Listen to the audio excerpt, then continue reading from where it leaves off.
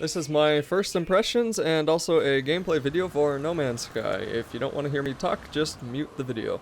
So, No Man's Sky is a game I'm not sure I would recommend yet. And the reason I say that, at least on PC, it's not apparently doing too well, as you can see by these glaringly low Steam reviews. And Steam reviews generally are brutally honest. Now, I got pretty lucky. I didn't have any major problems except for 2 crashes when I played this game, but I only played it for about an hour and maybe 40 minutes. I did end up getting a Steam refund just because I was not happy enough to pay $60 for this. I'm gonna wait for the price to go lower and for the PC issues to be resolved before I decide to put any significant amount of time in it.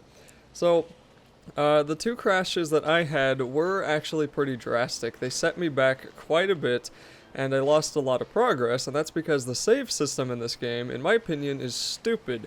If you go up to a ship and you get inside of it, then it saves it, or if you go to a beacon or something, then it'll save your game, which is cool, but anything in between those points will get erased if the game crashes. At least it did for me.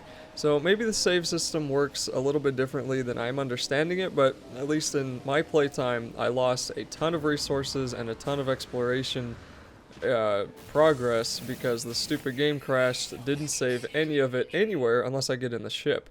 I mean, I don't really know why the save system is like this, because even games like Dark Souls, considered some of the toughest games out there today, those games save pretty much every single step you take. I mean, bonfires in Dark Souls are the real checkpoints, but if you quit the game, you're gonna respawn when you log in, you're gonna spawn right where you were when you logged out. So I don't know why No Man's Sky can't really do that. It seems that you have to go find a save point to quit, otherwise it's going to set you back. Or maybe it doesn't and the crashes just screwed me up hardcore, but that was really annoying, losing about 40 minutes of progress just because of 2 crashes, something I have no control over.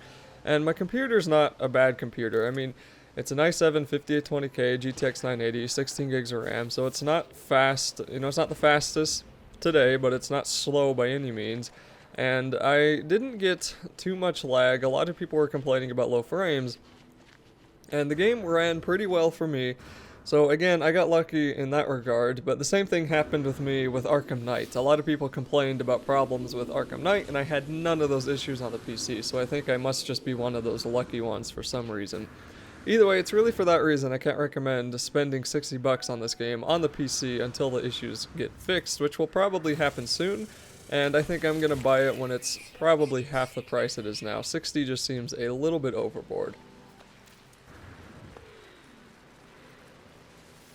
So the main reason I say it's a little bit overpriced is just because it's not really stuff we haven't seen. And I only say this because I've played Elite Dangerous.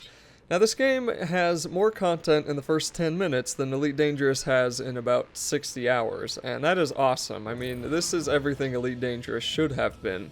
With Elite Dangerous from the beginning, I feel like we should have been able to land on other planets, been able to explore them, have them kind of be these cool randomly or procedurally generated places we can just go look, but you still can't really do that in Elite Dangerous. In this game you can do that right from the start. It gets you right into your ship, warped off into other planets within the first hour or so of playing. But it's kind of survival based, meaning you're going to be doing a ton of item collecting. If you've played Minecraft, you've experienced this before. If you've played the games like The Forest, you've experienced this before. And if you've played a game like Ark Survival Evolved, you've experienced this before.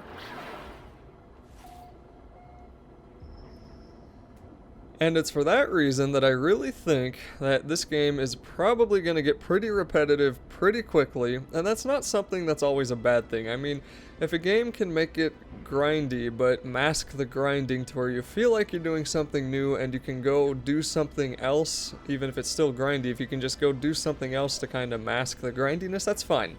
That's how good MMOs are made, but this isn't really an MMO. I mean, I don't know how the multiplayer works. I don't know anyone who has this game, so I didn't bother to try it out right away. But if they somehow make it where you can actually see other players more often, maybe it'll be a little bit more fun playing with more than one person. But this universe is just so gigantically massive, I don't know how the heck you'd find anybody anyway. But again, I only played for 2 hours, I don't really know that much about it. This is just a first impressions video. The controls are pretty nice. I mean, I will admit that they are cool, but the thing that really bothers me the most about this game is how much they copy guess that you can imagine. everywhere from needing this stupid timed circular thing where you have to hold the key to select or use something in the menu. I hate this. Why can't I just push the button once and have it happen immediately? Same when you're in the menus and you're trying to change the graphic settings, you have to push and hold onto the key, the left mouse button. You have to push and hold onto that to move the arrow to the next setting. Why isn't it instant? We are on a PC here, we are not on a console. And I hated this in Destiny. I don't know why they decided to do that in Destiny. So that's kind of annoying. And not only that, the menus look exactly like Destiny's. Even the little tooltips that pop up when you hover over items, exactly like Destiny's. I mean, they shamelessly stole Destiny's menus, and for all I know, Destiny took them from somewhere else, but come on, I kind of feel like they could have been a little bit more creative with the way that these menus work. Now, that being said, they are very nice, and you do get used to them pretty quick, and it does become pretty streamlined, and you can see why they did it that way.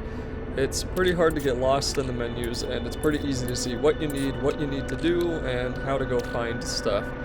But, like I said, being a survival game, you're probably going to be spending a crud ton of your time just mining. So if you don't like doing that, then you're probably not going to like this game too much. When you're outside in space flying, there's a lot of spaceships and asteroid rocks and other things you can destroy, and you get a lot of materials from that, but that's just kind of another masked version of mining. So like I said, it's going back to that grinding thing where it's pretty much all grinding, but it's masking it in different ways. And you can also trade with different people to, like, NPCs. I'm assuming they're NPCs. You can trade with them to get items and other materials that you might need. So that's really cool, and I think it's a lot of fun how the spaceship is just up there in space. You can just go flying it, and there's going to be tons of these everywhere. There's going to be all kinds of planets you can work to, and they're all going to be procedurally generated, and you are probably going to be the first one to detect any of these. You're going to be the first one to explore it. You'll be the first one of anybody who's been there, just because there's going to be an endless amount of these types of planets. That is really cool. I like that, and I really hope that if Star Citizen ever gets finished, that it'll be similar to this, and in fact, better in every single way. I mean, I am kind of hoping that Star Citizen will blow this away, and this will just hold us over until then, if the price drops and the issues get fixed. So, overall, I mean, I did a lot of game comparisons, but on its own, this is a pretty good game. It's a lot of fun. And if they fix the PC issues, I think it'll be a definite must-buy for anyone who likes these types of survival games, but also for people who don't want the more hardcore survival games like Ark Survival Evolved, because games like those are a heck of a lot harder. You're gonna die way more in those games than you probably ever will in this one. It is really cool just being able to go out into a universe finally. I mean, this is stuff we've been wanting to play, at least I've been wanting to play since I played NES games back when I was way younger. And it's kind of amazing it's taken them this long to do anything like this. And I think it's good that finally they are. Maybe some other studios will make some slightly better ones and slightly better launch ones. I mean, why the heck are people so bad at launching on the PC? Launches used to be okay on the PC. There's a lot of games out there that launch just fine on the PC. Like, I don't get it. Anyway, there's probably some, you know, technical stuff that I just don't fully understand. Either way, though, the Steam reviews are clear. It's probably not best to buy it on Steam right now, but if you have a console, it's probably just fine over there. And would I recommend this game? I would say for under $60, absolutely. It's really cool. The graphics really aren't the best. I mean, I don't really like the kind of color scheme they're going for, and honestly, they don't really look brand new, but graphics don't make the game, so I'm willing to look past that. The music and the sound is really cool. I like the voices that kind of get told, that talk to you, all the AI voices, and it seems like there is a lot to do in this game if you can look past the masked grinding. So that is it for my first impressions video of No Man's Sky, and also my gameplay video. I don't think I'll be doing a whole lot more recordings of this game just because I don't really know what I would do, especially now that I don't own it anymore. So I will be continuing on with all the other games I've been recording, like Mario Galaxy 2 and also a new one called Typo Man. That one's actually really fun. And that'll be it for this video.